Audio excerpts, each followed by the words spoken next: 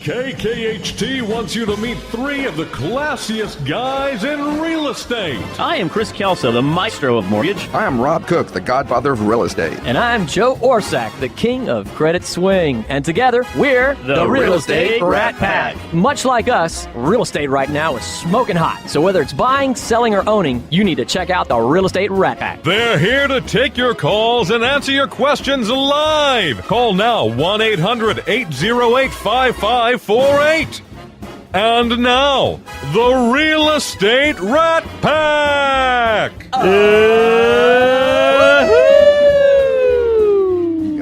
You guys never disappoint me. Every in stereo every time. week. I have one on either side of me every week. We got a new segment today that we're going to talk about. We're going to be Rob's rant. We're going to do Rob's rants. We're going to have Joe's jabs. And we're going to have Chris's crazies. Yes, and Chris's crazies. And so we might do this on a weekly Chris's basis. curmudgeoning. So if Centerpoint is out there listening, they gave me a 5-hour window, and yesterday between 8 and 1 p.m. And so 1 p.m. comes by. No Centerpoint. I finally get a robocall at 3 o'clock that they'll be at the property, which is a listing of mine out in Richmond, Texas. And I got to be there in 30 minutes. So so I put it out on Facebook out there. You can't believe the response I had about people having issues with Centerpoint. So if anybody's out there having issues with Centerpoint, feel free to call in at 800-808-5548. That's what a monopoly does, by the way. We won't be able to do anything about it, but we'll give you the opportunity to rant. It just makes you feel better. I always want to talk briefly. We need to say about Jennifer. Jennifer McKeska was supposed to be on the show today. That is she correct. Is not. Jennifer, if you're listening, I hope you get to feeling better, and we are going to get you back on very soon. We will. We get her back on. She was on the way to the studio and turned around and went home. Wow. And I want to give a big shout out to Renee Davy Oakham. Today is her birthday. Yes, indeed. Happy birthday I saw that. So one other thing, I was named a special commissioner for Harris County, and had the experience of going through a condemnation hearing, whereas the owner of the property thought they weren't getting enough value for it. And it was presided by 3 special commissioners. One was a former judge. And so Jacqueline Smith, if you're listening out there, I enjoyed it very much, and I'm looking forward to having you on the show. So we have a great show. We have a great show today. We still have, even without Jennifer, we have some about? great individuals here still. Well, this guy, I've known him for several years. I had him on my MLS committee, and I brought him on because I know he would always speak his mind. And it is Sam Ferreri with Remax. He is also known as... Not a lot of people that can afford to do that. Yeah, Pearland Sam. Pearland Sam. So welcome to the show, Sam. Well, thank you, Rob. It's very nice to be here with you today. And also, he is celebrating 40 years as a realtor. So tell me, let's dial back 40 years, and let's talk about, you got into the business, what brought you in the business, and maybe talk about some of the first years' experience. And then I want to talk about what you see in the future. Okay. Well, I got into the real estate business because of my mother. I'm actually a second-generation realtor. She had started in 1961, and when she saw that the requirements for a license were increasing, she thought it was probably a good idea to get me started in that. So I started when I was 17.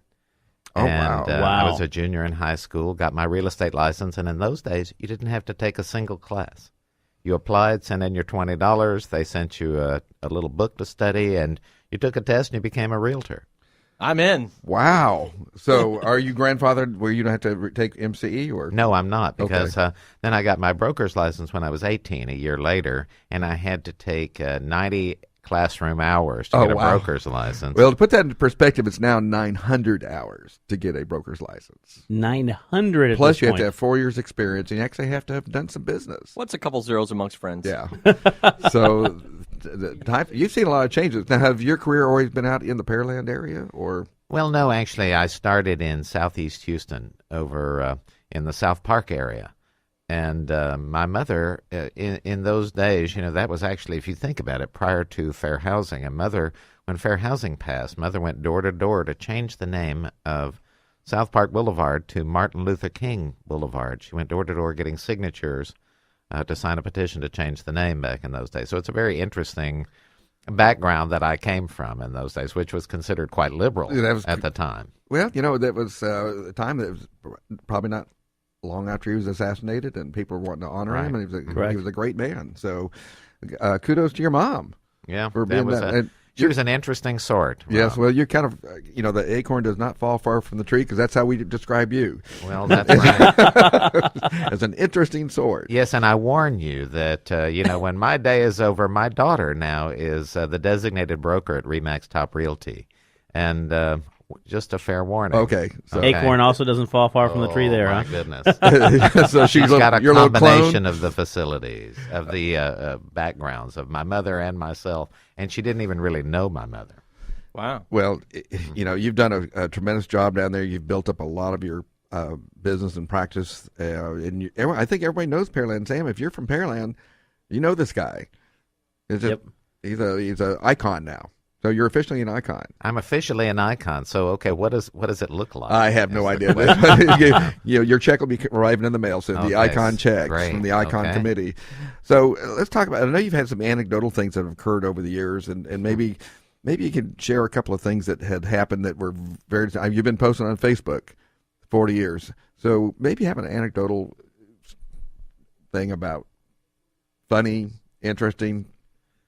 Yeah, well, I've been writing a blog each day now, what I've learned in 40 years as a realtor. So I think today I published day 3 of that. So, you can keep up with it if you go to my Facebook and friend me. Look for Sam Ferreri, and you'll find those interesting sorts of blogs. But, the funnier things that happen in our business usually involve customers and clients, and sometimes other real estate agents. So, yeah, that can be funny. Not to mention mortgage men and credit doctors. Yeah, not to mention. Let's grab everybody and put them on the bus. Yeah, that's right. Okay. So, over the years, I've met a lot of interesting characters and been through a lot of different trying situations. A lot of interesting markets. Up markets, down markets, the federal government getting involved in our business, and you name it. I've worked through it. And that's a good question. Obviously, one of the things being in it for 40 years, Sam, a lot of us, I've been in the business for 12 years, so I've seen a couple of cycles, but you've seen a lot more of those cycles. You've seen what took place in the early part of the 80s. He's seasoned. Yes. That is correct. Very seasoned. And so you've seen, how do you describe what we went through in 2008? How do you versus what took place prior to that and some of the areas whenever the RTC was involved, et cetera, in Houston, and the oil embargo. How have you seen the major differences right there? Yes, well, there's not a lot of major differences. Okay. The key to that for success for 40 years is being what I call light on your feet. You have to be able to adapt to whatever the market conditions are. Here's the thing. We're in Houston, Texas, or Pearland, Texas, which is basically part of Houston now. Wouldn't you agree? Yeah. Right. Houston, yes. So in these markets, in this market, people will always buy and sell real estate. So you just got to find who is buying and selling at those times. So when the RTC came in and you had the failure of all the thrifts, right? Okay, and all those assets went to the thrifts. Well, you got in the business of selling thrift properties, and so if you work with buyers and sellers, you work with buyers and sellers. In the last few years, you couldn't sell many things. People were upside down in their homes, so you got into the property management business. Right. You help people lease their properties. So whatever it is, you've just got to adapt to help your consumers and customers and clients. Yeah, Darwin never said it was the strongest that survives. It's the most willing to adapt. That is correct. Survives. And, that's right. And the other one is the best way to go in life is the way life is going. Well, that's right. But you also have to be strong. Yes. Right. Okay, because you have to be able to weather that and take change. And I will tell you, people changing, adapting to change is probably the most difficult thing that there is. People resist change, Well, they fear it. They fear don't know it. what it is. That's right. They don't know what it looks like and things like that. So we talk a lot about that. People, if somebody walks in and goes, there's going to be changes around here, most people are just going to freeze up and go, oh, my gosh. Right. But it might be a good thing. That's right. And we've I survived the 80s. We're doubling your pay. Yeah. I'm kidding. You're all fired. Yeah, we're not working for Joe. It's just a note to self. Well, I will tell you, this last recession was harder than the first. It was harder than the 80s. the 80s, there were still lots of properties, lots of people with money. The last one there had been too, but they weren't really willing to spend it. So, You know, I experienced exactly the reverse of that. I found the 80s because I was in commercial and I was home building, and of course, when you the builders all went bust. Yeah, the builder. Yeah, it was an expensive hobby. Let me tell you that. So we had the see-through buildings, and it was pretty bad. Of course, I'm talking about. I worked on mostly the Southwest, but it was a lot worse from my perspective than this last one. Well, different perspectives. Yeah, interestingly, 85 to 92, the builders didn't build anything, and we were overbuilt, so you had to go through a giant absorption period. So builders were done, and the last period, the builders stayed active through the last recession, which was kind of an interesting. They were well. I noticed that I watched Perry Homes do some very smart things. They put up big bonuses and things like that. They got off the inventory very quickly this time. They realized they had overbuilt. The market switched on them in 2008, and the big smart builders did the right things. Got rid of the inventory, even though they may have lost money. It's I'm going to cut my losses here and today, rather than I'm going to hold on until I get the price I want. No. The cost of money is too high to be hanging on to the inventory. Well, that's right, and all of us, even as realtors, found ourselves working twice as hard for half as much, and that just became the philosophy. So, I learned during this last period how to cut any budget by 20%. I can take a budget and whittle it down to nothing. And survive. And realtors out there, please don't call me, but I have always found that great producers don't necessarily make great business owners. But Sam's an exception because he does have the ability to make some tough business decisions, and he's got a great office down there right off of 288. Yeah, and if anything, I'm going to back up and just tell you the best thing I ever did was get with my staff, and when the market went south, we made a decision. We could have laid off people. We didn't lay off a single person. We kept our staff, and our staff agreed to stop outsourcing, and they agreed to take double the work for the same pay and just absorb those cuts, and they kept their jobs. They just worked longer, harder hours. So I've got to credit that amazing team that I work with, both our agents, my own production team, and our directors and management people. That doesn't mean peace. That means we got 2 minutes before the break. Oh, okay, great. don't panic. In other words, you can shut me up in two. That's perfect. Well, that's as a business owner, that's the one of the advantages of a challenging market is it really forces you to become lean. Yes. And move, and that allows you to move quickly. And when the times are good and you're putting money in the bank and all that sort of thing, it's easy to get fat and not really notice the extra pennies you're spending here and there that you don't need to. That's right. We had a leaner year this past year, but our accountant we talked to, and he was like, "Well, I don't know how y'all did it, but y'all were more profitable this year than last year, even though we had less revenue." Got expenses. Yeah, that's right. In fact, that is a challenge even during a plus market. Yes. Is to keep those expenses down and in control. That's my next focus for the next couple of months. Is working on that very issue. Yeah. Well, I'm curious. There's always a phenomenon when the market's high and all boats rise at high tide.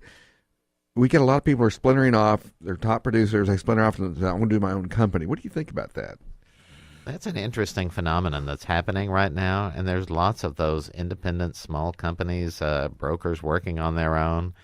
I did that myself at one point in my life, and there's something to be said for it. There's also something to be said for the advantages of having a group support. What I'm finding today is that the millennials, the younger people, do like teamwork much more than autonomous individual work, and it's that's changing. The Xers are the do-it-myself generation. Yeah.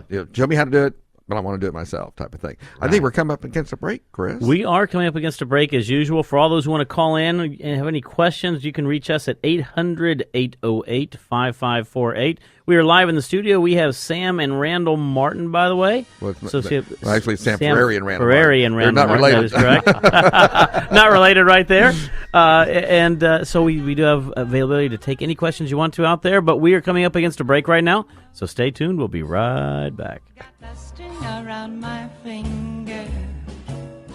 What a world. Welcome back to the Real Estate Rat Pack Radio Show with Chris, Joe, and Rob. The crew is taking your calls, so dial in at 1-800-808-5548. And we're back. We were having a discussion about a hat discussion, fedora hats. And Sam has boxes and boxes of cool hats, by the way. That's right. And unfortunately, you can't see us, but we're all in fedora hats. Well, today. if you want to see us, you can go to Facebook and look at Chris you already posted that Kelso's picture, page. Chris? Yes, Yes, he's already that posted is a correct. It's picture. already been posted out there. Awesome. If you're sick, twisted, or bored, we're on Facebook. Don't scream. If you're driving, don't go to Facebook. Yeah, if you're driving, Please don't Facebook and drive. Just trust us on this one. Yeah. So one of my favorite people from Intero Real Estate is Randall Martin. He's here today for the second time. And he actually came on the first time talking about a legacy project for a group that he was involved in, which was the TRLP group, which Correct. is the Texas Real Estate Leadership Program. And welcome back to the show, Randall. We're glad to have you on, and we're going to have you on as a guest this time rather than just giving a service announcement. how the heck are you? How the heck are you? I'm doing pretty well. I'm trying to learn how to pull a rabbit out of these hats now. So that's the trick today. I thought that's what the show was about. And But for my next trick, Well, I don't know how Randall's going to follow up 2014. He opened up a new office down in Pearland. Correct. And he got married. Yes. And they took a great trip. And now he's starting off like, well, how am I going to top that? And he married a beautiful woman. Well, Vanessa. topping off your wedding day is probably not going to happen. Yeah. But the great thing is he gets to live with her for the rest of his life, and that's going to be a joy in I'm itself. feeling sorry for her, but I'm happy for him. Just saying. But Randall brings a different perspective. He is part of that younger generation. He's the up-and-coming young Turk. And tell me what you're seeing out there in the marketplace, not in just Pearland, but what you see in the future. And more importantly, what you feel about being called a Turk. Yeah, young Turk. Young Turk. I was like, what did he say? Turkish, please, Turkish embassy, please don't call me. so, It's just an expression. you can call me young all you want, but you make me look young when I sit next to you, Rob. So I'm Oh, dang. seasoned. season. No, I am from that generation. I'm the opposite. I got in the business and got licensed right when things took a dive, so I didn't know any Good better. timing. Yeah, I didn't know any different. So coming in right in 2007-8 and going through that, and then seeing this upswing. But I've always, we were talking before the show about how we're raised. I was pretty much raised with a computer. I said earlier that I was raised with a joystick in my hand. My grandmother teaching me DOS, teaching all these things. So computers, technology is pretty second nature to me. And I don't have a degree in that field. I just grew up hands-on with that. So I tend to do my business and work and live the same way. I'm always paying attention to what's coming down next and watching the big moves and what technology do we need to be implementing so that we're not 6 months to a year behind everybody else. What part of your business do you think is like you can attribute to using technology? Oh, goodness. I told you I wasn't going to ask any hard 46.2. questions. Yeah. 46.2%. Yeah, there you go. It was more like 73.89. Yeah, okay, all right. Repeating. but imagine that. Because you grew up, as you mentioned right there, with a joystick and computer. Imagine today's generation, today's 5 and 8 and 10-year-olds, where they're going to be when they're of our age out there in the real. It's amazing how technology has really propelled events. Now everyone says go out there and Google it. One of the things that we've talked about this off the air a lot of times, Randall, is the availability to information is more than we've ever had in the history of our lifetime. Instant information, and so that's changed the way people do real estate. Absolutely. 2015 is going to be a wild year.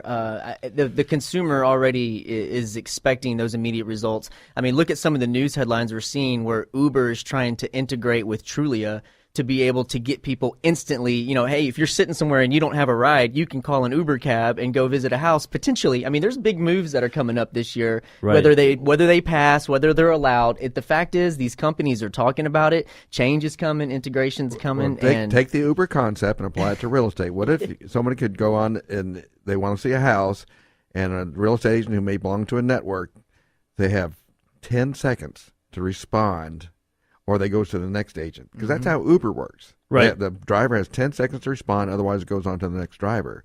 If you want to go see a house and you're part of a network, You call up. If you're not available in 10 seconds, move on. That's how instantaneous they want it now. Because when we first started doing email leads and things like that back in the 90s, Right. expectation from consumers, 48 hours. No, I expect a response within 48 hours. Now, what do you think it is now, Randall? It's really 48 minutes. Yeah. You think it's 48 minutes? No, I think 4 to 8 minutes. Oh, 4 to 8 minutes. Okay. Yeah, I was going to say, that sounds like a long 48 time. was the exact number.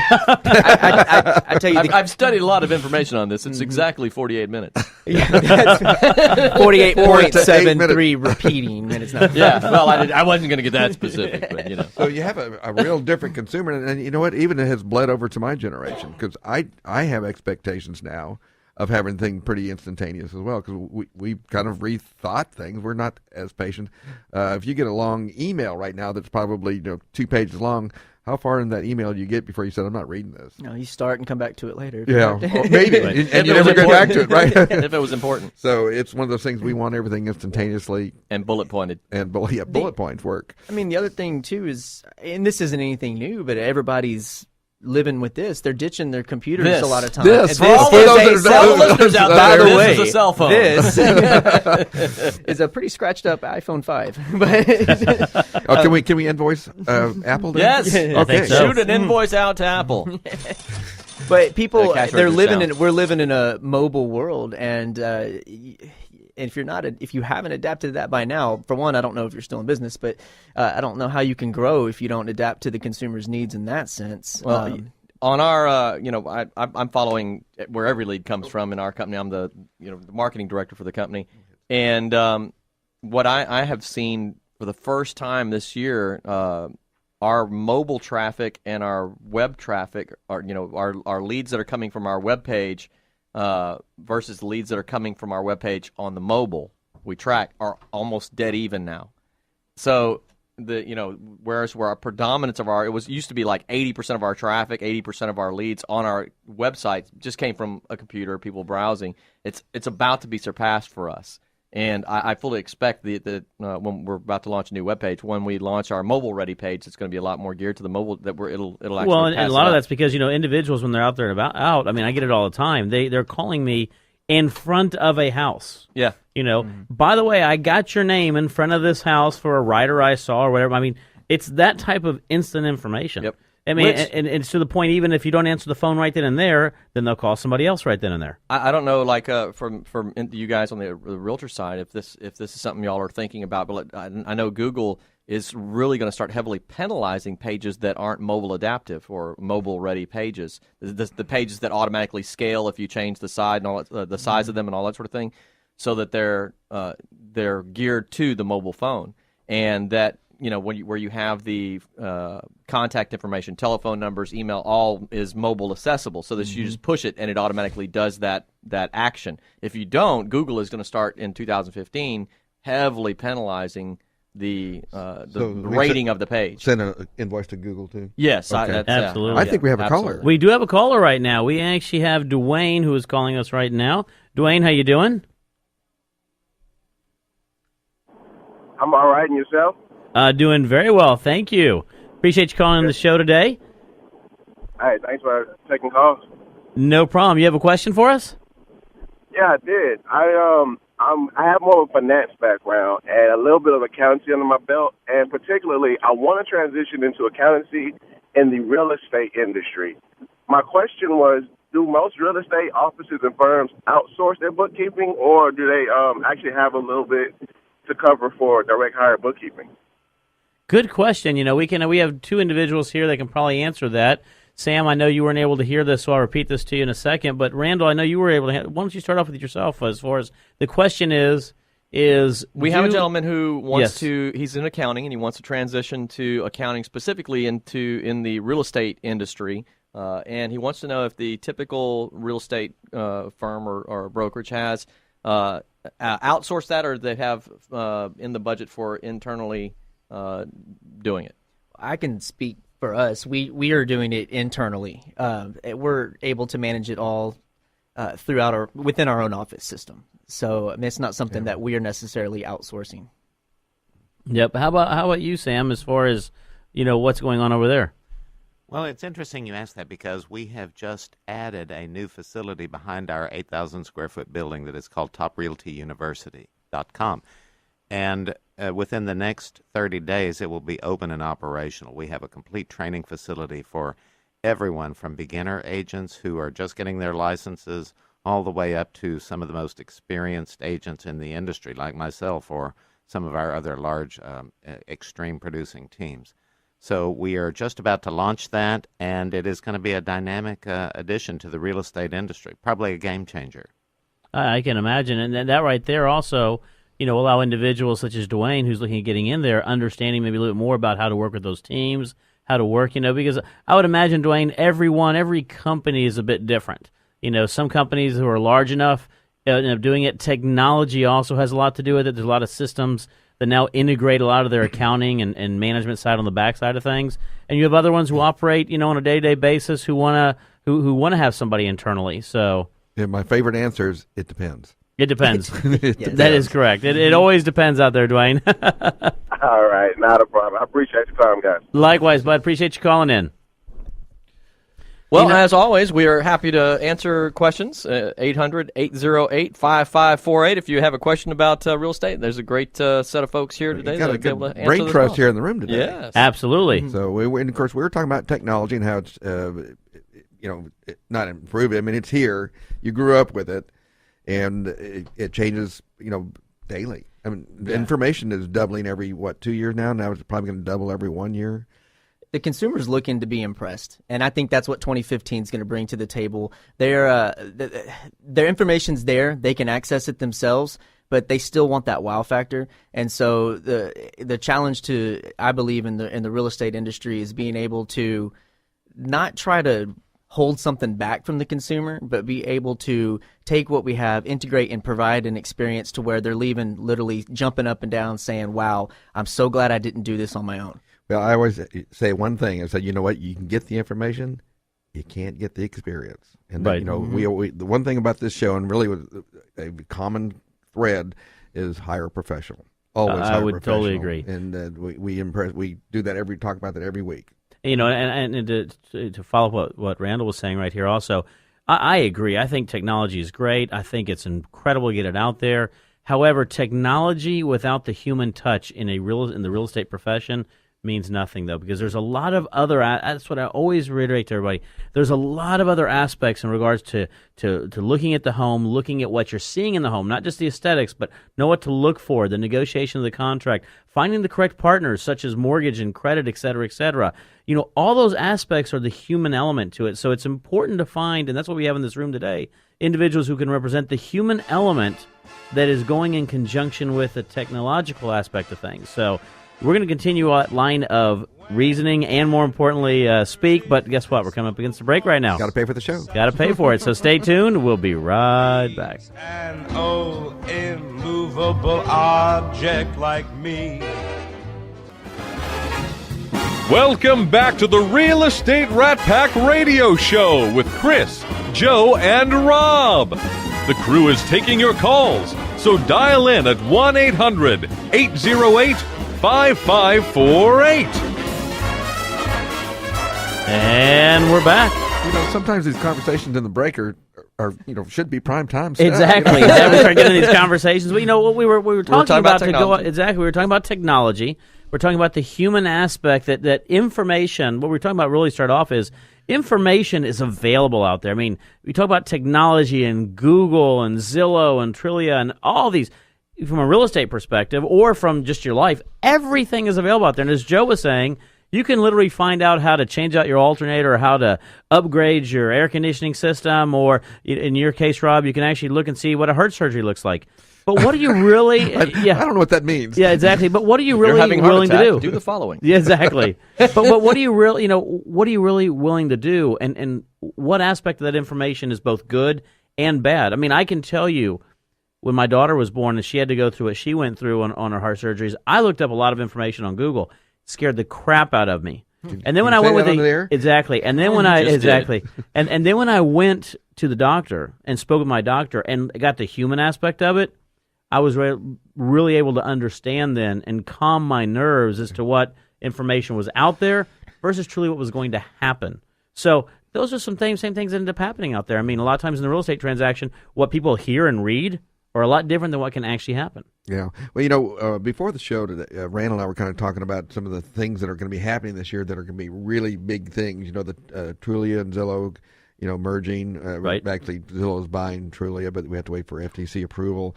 And also, Rupert Murdoch with News Corp bought Move.com, which owns the website Realtor.com and some other real estate related. Randall, what is that? How does that impact our business? Well, Sam made a point earlier too. That Sam made a point. Sam made a good point. You have you got to be light on your feet. You have to be ready to embrace change because whether you like it or not, what happens today may not be the case by the summertime, and the technology out there is going to evolve, and that's actually why I chose to work where I work with Intero. We feel we're a group of people, a brokerage that works collaboratively to help each other build things and you work together and too. Business.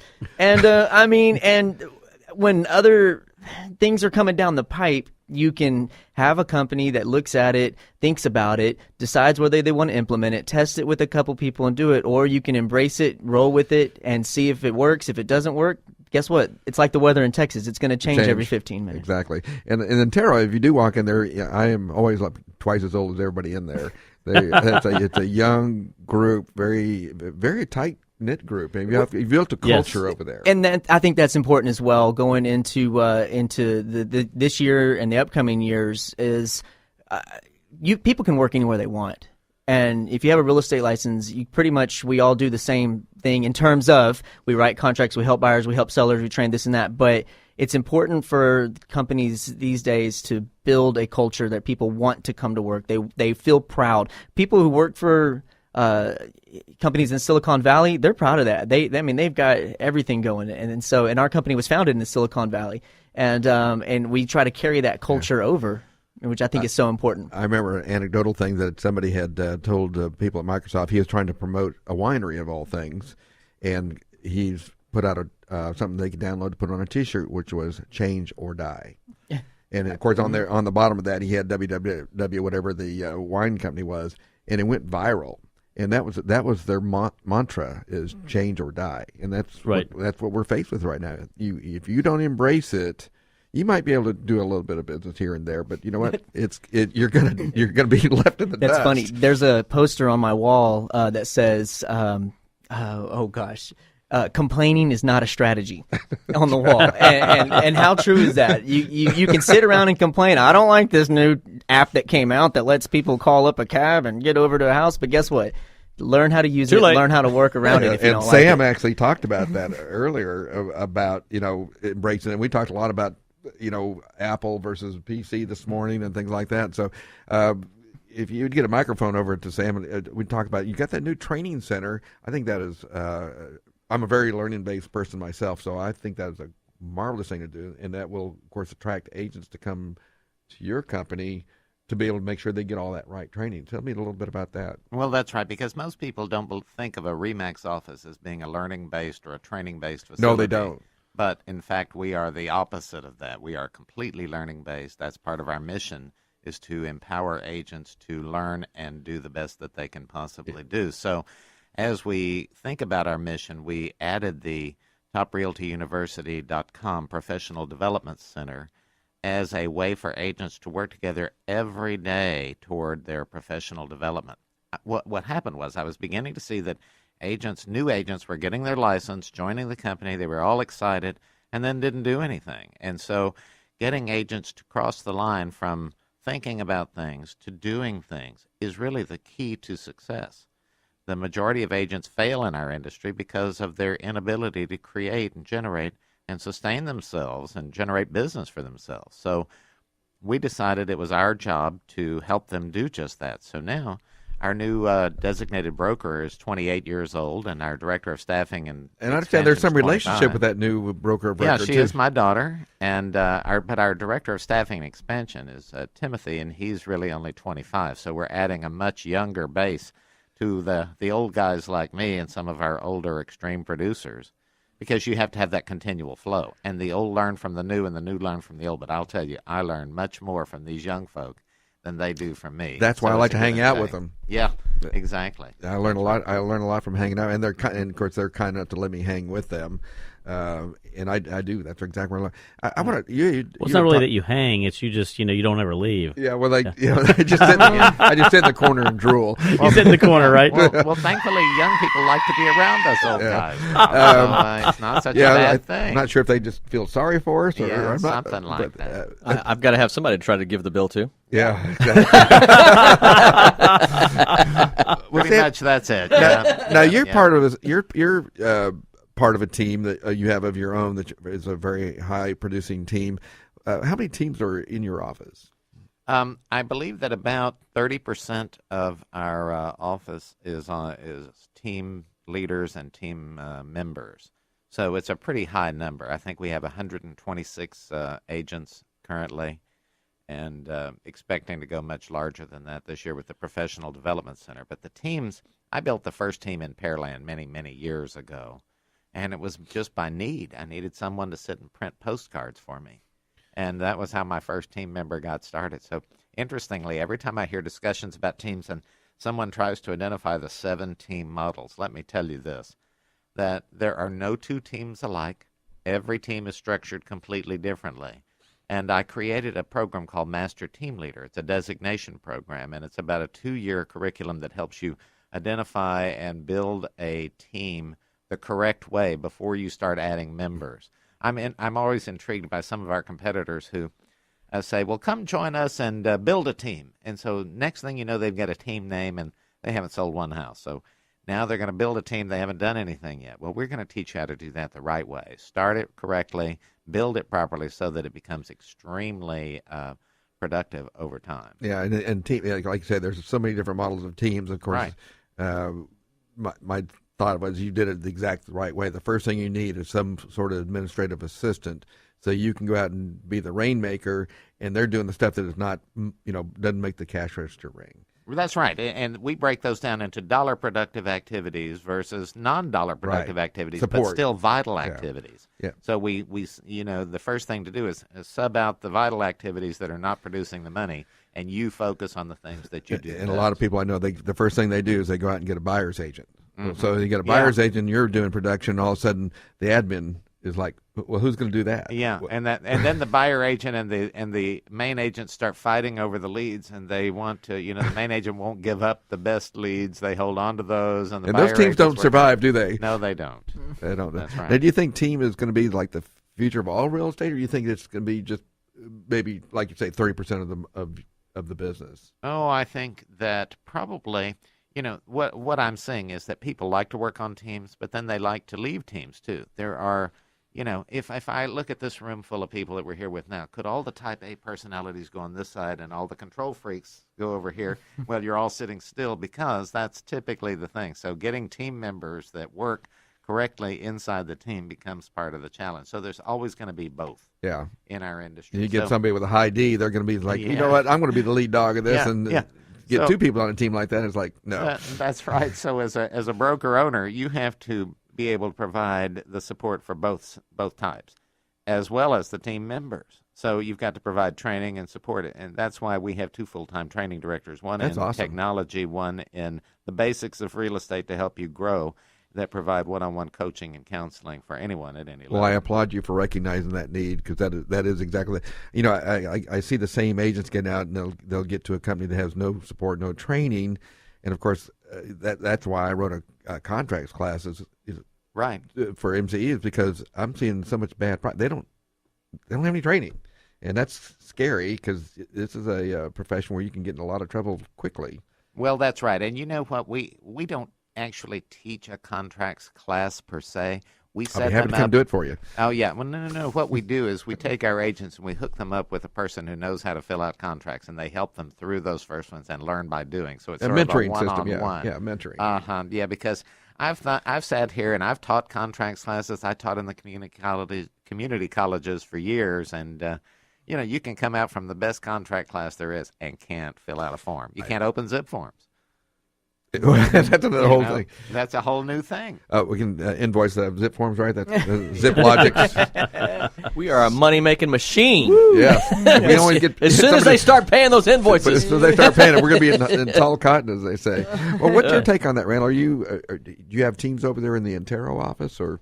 Yeah, I mean, we have a blend of that, but I wanted to back up just a little bit on the importance as well of training, and something that we've done over at our office. We are kind of trying to be that place where the mobile agent has a great workspace where they can come and go, more of a plug and play type. But if you know us, we're big on collaboration. We have the large collaboration table at West Ave, but we're about to launch our career website. It's not a brick and mortar building, but it is a catalog style website that agents can come in. We want to pick up right where real estate school leaves off, where they don't teach you how to start farming, they don't teach you how to start your database, different things like that. We want to help them build that career. Well, we know most right now, as the core classes are written and approved by TREC, Texas Real Estate Commission, is designed to get you to pass the test. Mm-hmm. It is not designed to teach you how to do real estate. Sounds like the public school system, right? It's all about yeah. Boy, that's another whole show. It's about passing. We have a third grader who's being taught to pass the test this year. Pass the test. Yeah, And, it's all measured on that. I mean, the school itself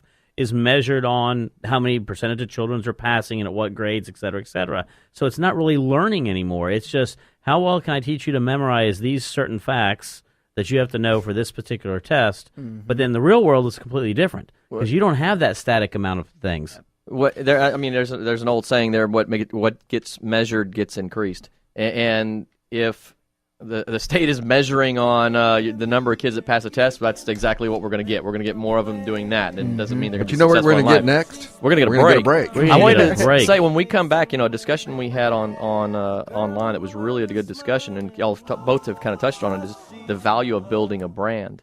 And for a lot of the real estate community that listens, that's a big challenge.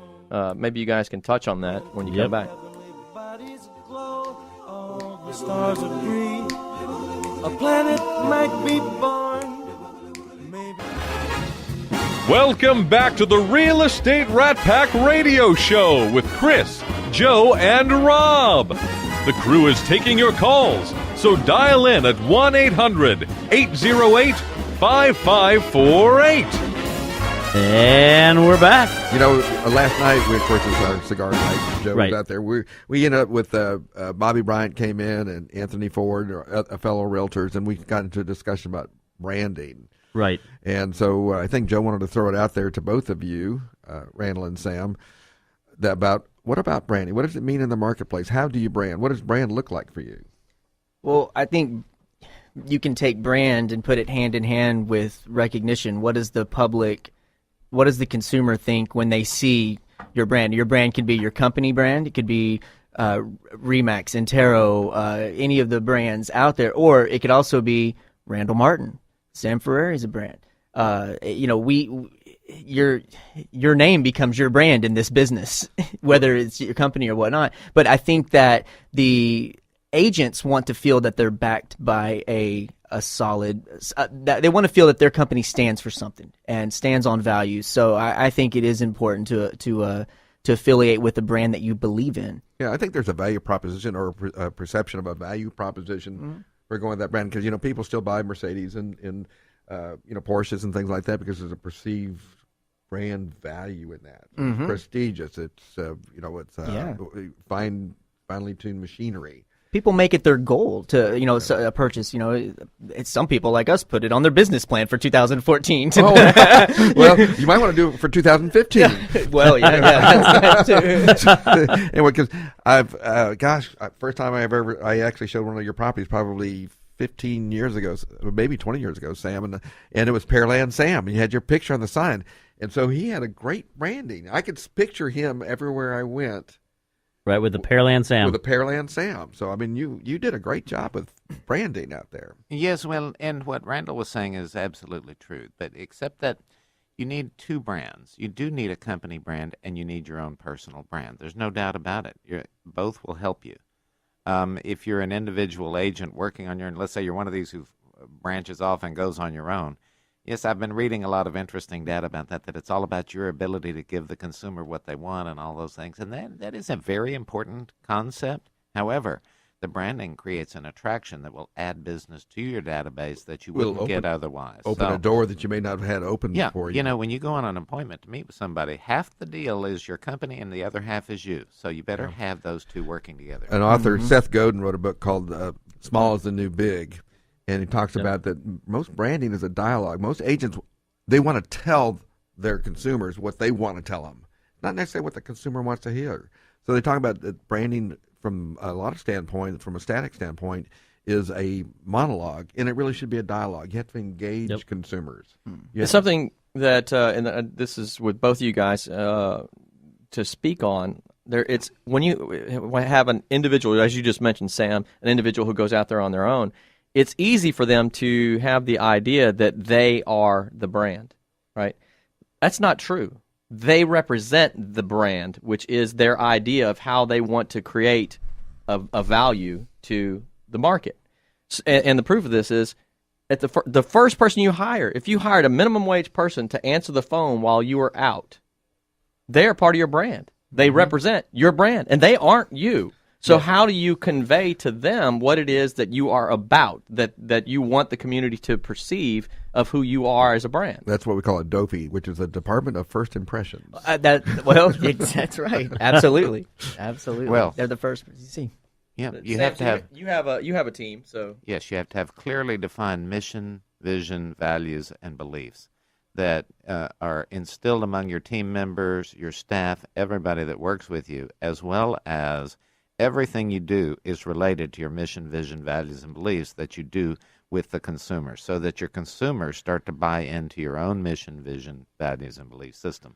Yeah, and plus I think you have to have a lot of integrity about that mission and things like that, is that people recognize disingenuine people. Yeah, I'm going to be the best person for you and all that, but when they engage them, it's like you can clearly see that they're out for themselves and not out for the consumer. So I think people pick up on that pretty quickly. Well, I think you have to be honest. I think in any engagement you ever do, honesty. Who would have thought? You have to be honest in who you are, right? Because I know some people, in the real estate community and just in general that are very nice people, but the way they present themselves are completely opposite, or they're not really nice people, and the way they present themselves are completely opposite, right? So, and the common consumer out there can see through things nowadays. Yes, that's my biggest complaint about everybody, whether they're a realtor or anything else, it's my number one value in my system is integrity. And the way I define that is you do what you say you'll do. Right. So don't go out there and promise you're going to do all these things for somebody, and then you don't do it. You get the business and don't do it. Exactly. Right. That's right. Which gives actually, they broad brush the entire industry by doing that. That's why it's an issue for me. That wears me out. Yeah. Because you have to explain why you're different. Well,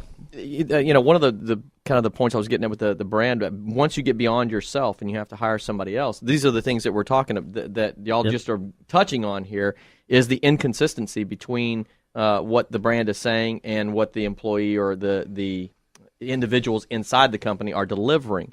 And a great example of that was Herb Callagher, for the CEO from Southwest Airlines, had this brilliant statement. They were like, the person interviewing them said, everybody at Southwest Airlines always smiles. How do you get all of your employees always to be smiling? What do you do to do that? And he looked at him kind of weird, and he said, I only hire people that smile. Yeah. It's like, duh. During the interview process, that's all we're looking for is people who come in smiling. Because if I hire you frowning and have to train you to smile, it ain't going to work. It's not going to be consistent with the brand. I always told people, I don't want to have to motivate people. I want to motivate with people I can direct. And so you can't instill smile and you can't instill motivation.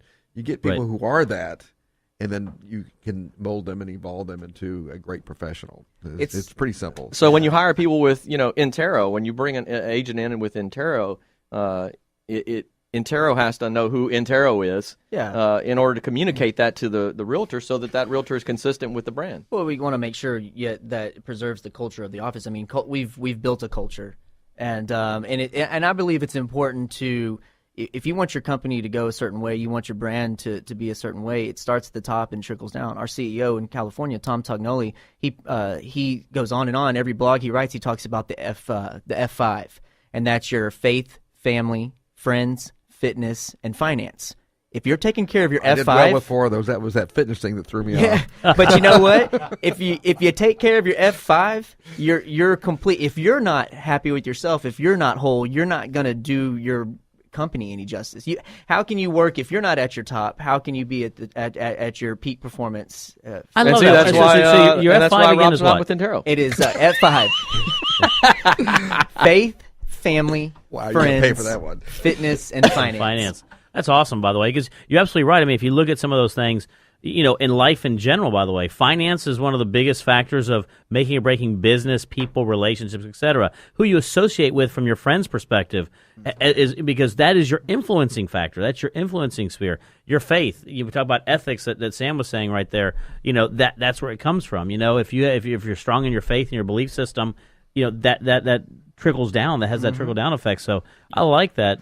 You can't, like from a branding standpoint, it always cracks me up when companies run around and they try to say the thing that differentiates them that we're honest and we have integrity. Okay, so you just called everybody else liars and thieves. All right, I like that should be an assumed, right? That should be an assumed. But it has to be consistent internally, and you have to act on that and deliver that message. We have our little saying in our company is find, share, inspire. Our mission is to find the things that work, share the things that we find, and do it in a way that causes people to be inspired to action.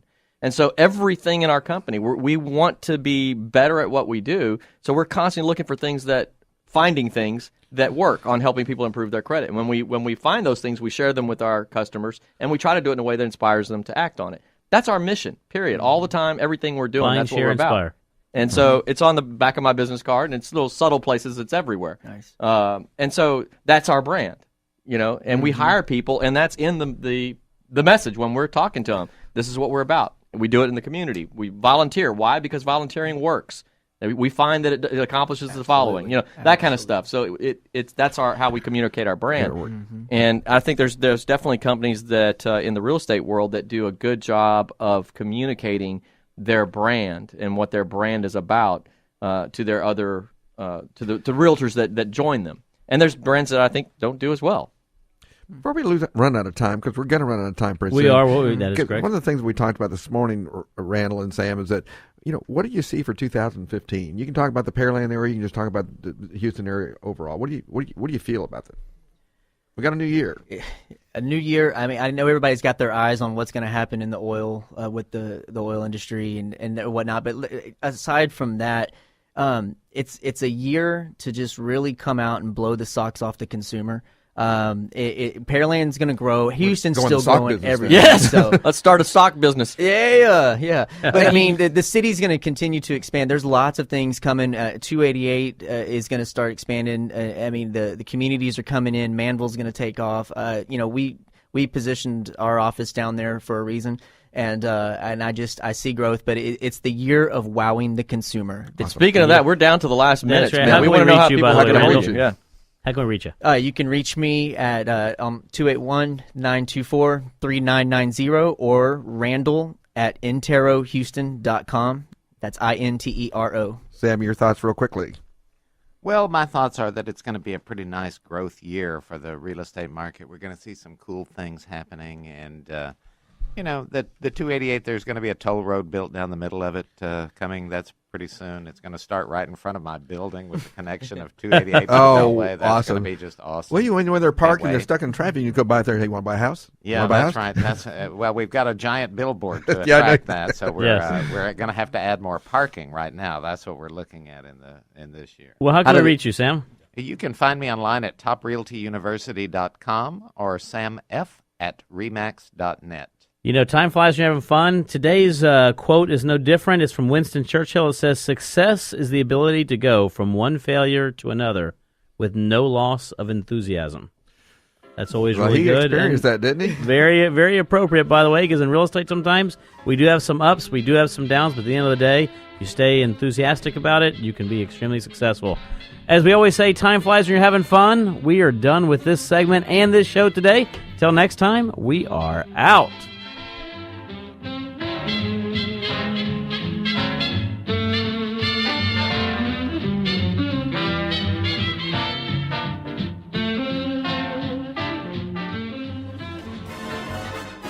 And you've been listening to the Real Estate Rat Pack. The question is, who's Frank, who's Sammy, who's Dean, and who's the other guy? Chris is Frank, I'm he's Dean. Dean, and I'm Sammy. Yes, is that right? Yeah. So tune in to the really big show every Saturday at 9 a.m. right here on 100.7 The Word, KKHT.